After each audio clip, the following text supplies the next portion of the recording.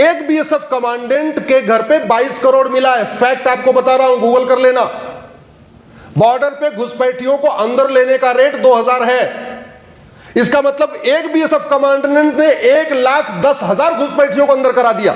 यह कड़वी सच्चाई है। घुसपैठ का मूल कारण भ्रष्टाचार है, घूसखोरी है। जब तक भ्रष्टाचार के खिलाफ कठोर कानून नहीं बनेगा, जब तक भ्रष्टाचारियों को फांसी देने के लिए कानून नहीं बनेगा, घुसपैठ नहीं रुक सकती। घुसपैठिए बॉर्डर पे बीएसएफ के कमांडेंट को 2000 दे के अंदर आ रहे हैं, कॉमन सर्विस सेंटर पे 2000 दे के आधार बनवा रहे हैं, नगर निगम में जाके 2000 रुपए में बर्थ सर्टिफिकेट बनवा रहे हैं, तहसील का दलाल 2000 में उनको राशन कार्ड बना के दे रहा है, आरटीओ ऑफिस का दलाल 3000 रुपए में उनको ड्राइविंग लाइसेंस बना के दे रहा है। और जब 4 डॉक्यूमेंट हो जाता है, उसके बाद कोई ओट जीवी, नोट जीवी, सत्ता जीवी, कोई पार्षद प्रधान उनका वोटर आईडी में नाम जुड़वा देता है। हो गए नागरिक। लागत कितनी आई? 12 से 15,000।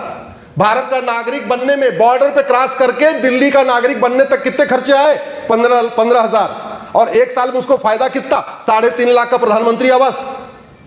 अल्पसंख्यक योजना का अलग लाभ ले रहा है, गरीबी के अलग लाभ ले रहा है, बीपीएल का अलग लाभ ले रहा है, मुद्रा लोन उठा रहा है, मुफ्त में राशन, मुफ्त में मकान, मुफ्त में कपड़ा, सब कुछ लेके जा रहा है। और किसके पैसे से जा रहा है? टैक्स पेयर के पैसे से।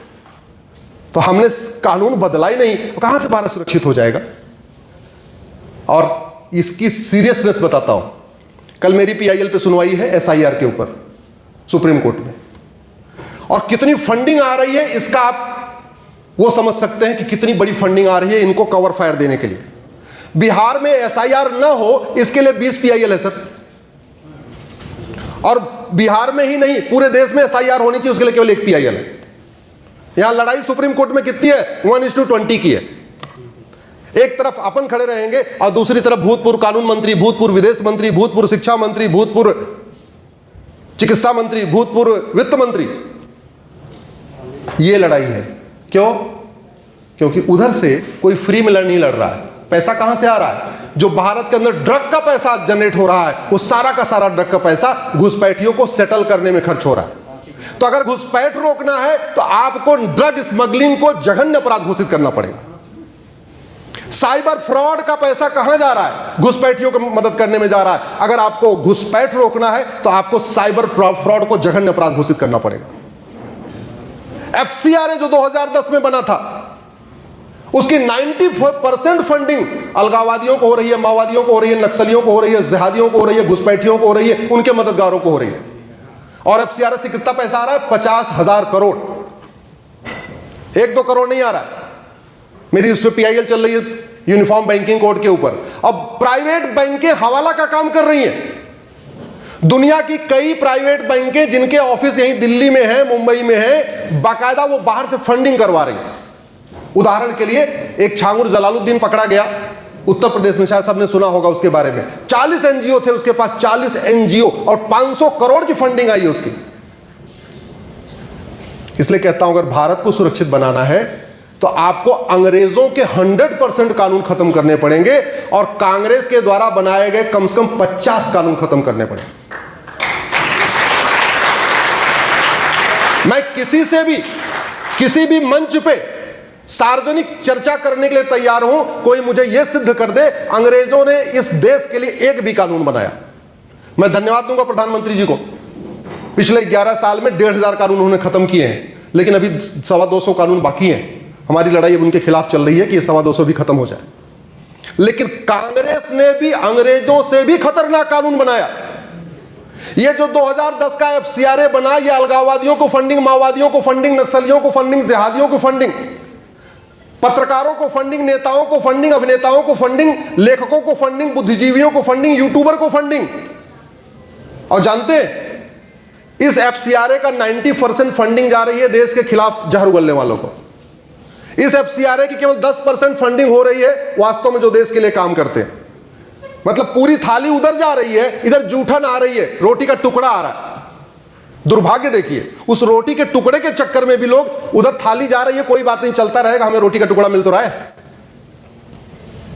इस एफसीआरए को खत्म करना पड़ेगा। भारत में जस्टिस विद इन ईयर लागू करना पड़ेगा। वर्तमान जुडिशियल सिस्टम को आपको बिल्कुल चेंज करना पड़ेगा। मैं कह रहा हूं कोई भी ईमानदार पुलिस वाला हो, कितना भी ईमानदार कप्तान हो, कितना भी ईमानदार थानेदार हो सर, सजा दिलवा ही नहीं सकता। क्यों? गवाह चाहिए। अब बताओ घुसपैठियों के खिलाफ कौन गवाही देगा? कितने दिन गवाही देगा? गवाही दे दे, पता चला वो बेटी को उठा के ले जा रहे। जब तक नार्को पॉलीग्राफ ब्रेन मैपिंग कानून नहीं बनेगा तब तक ये समस्या का समाधान नहीं होगा। समय सर का आदेश है, बार बार वो घड़ी देख रहे हैं, हमको इशारा कर रहे हैं, इसलिए मैं अपनी बात खत्म कर रहा हूं। इतना मैं जरूर कहता हूं, क्लोजिंग कर रहा हूं सर। पंडित नंदराम टिक्कू अफगानिस्तान के प्रधानमंत्री थे 1805 में, कश्मीरी ब्राह्मण थे। कभी सोचा नहीं था कि अफगानिस्तान जहां पंडित नंदराम टिक्कू प्रधानमंत्री हैं वहां हिंदू जीरो हो जाएंगे। राजा रणजीत सिंह जी ने कभी सोचा नहीं था कि पंजाब के 2 टुकड़े होंगे, हुआ। और जब 2 टुकड़े हुए तो जो ईस्ट पंजाब गया, ईस्ट पंजाब हमारे पास जो वेस्ट पंजाब है, वेस्ट पंजाब वालों ने कभी सोचा नहीं हम खत्म हो जाएंगे, हुए। बंगाल के राजा शशांक ने कभी सोचा नहीं था कि बंगाल का 2 टुकड़ा होगा, हुआ। और जब 2 टुकड़ा हुआ तो वेस्ट बंगाल वाले तो ठीक है 70% बच गए, ईस्ट पंजाब वाले खत्म हो जाएंगे, उन्होंने भी नहीं सोचा था, हुआ। आडवाणी जी ने कभी नहीं सोचा था मकान दुकान खेत खलिहान छोड़ के भागना पड़ेगा।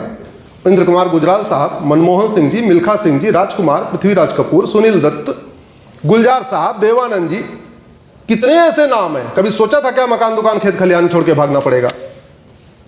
वास्तव में ये जो जनरेशन पीछे बैठी है, अगर हम चाहते हैं इसका भविष्य सुरक्षित रहे, ये पीढ़ियां सुरक्षित रहे, तो ऐसे कार्यक्रम तो हर यूनिवर्सिटी में होने चाहिए। इससे जागरूकता बढ़ेगी। मैं सीमा जागरण मंच से आग्रह करूंगा, ऐसे कार्यक्रम साल में 1 मत करिए। मैं हाथ जोड़ के निवेदन कर रहा हूं सर, हमारे यंग जनरेशन को इसके खतरों का कुछ पता ही नहीं है। भाई साहब बैठे हैं, मैं आग्रह करता हूं सीमा जागरण मंच का एक सीरीज शुरू करिए, प्रत्येक विश्वविद्यालय में एक कार्यक्रम शुरू करिए। और मैं सारा काम धाम छोड़ के मैं आने के लिए तैयार हूं, ये भी आपसे वादा करके जा रहा हूं।